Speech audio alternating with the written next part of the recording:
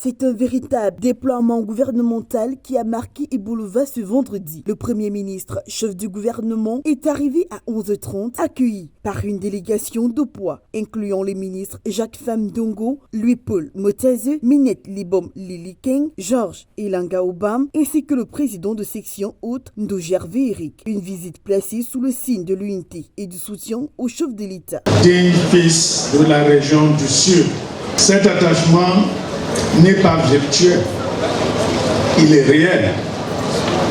En effet, avec 92,91% des voix en faveur du candidat du RDPC, la région du Sud a offert au président Paul Biya le score régional le plus élevé lors de l'élection présidentielle d'octobre 2018.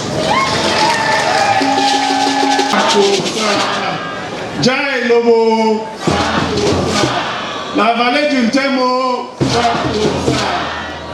la ville là-haut, l'océan haut, les bambous du Sud, les Anglos du Sud, les Bamileke du Sud, les Hausa du Sud.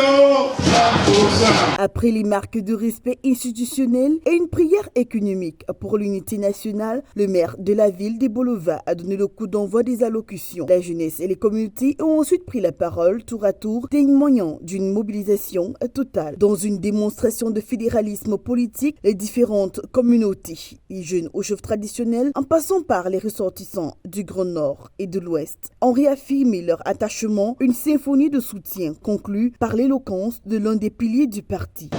Nous sommes convaincus que l'indicateur de performance, à savoir 100% des suffrages valablement exprimés, sera atteint dimanche ici dans le Sud. C'est notre objectif le plus sacré. Pour nous, c'est son Excellence Paul Biya, point final. La visite a également été marquée par une largesse inattendue. Un opérateur économique, M. Famawa, a attribué un bus à l'université d'Ibolova au nom du chef de l'État. Un geste salué par la communauté universitaire.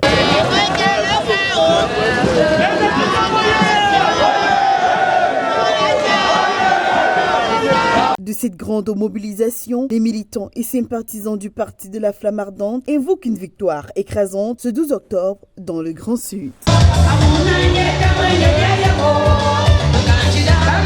S'il te plaît.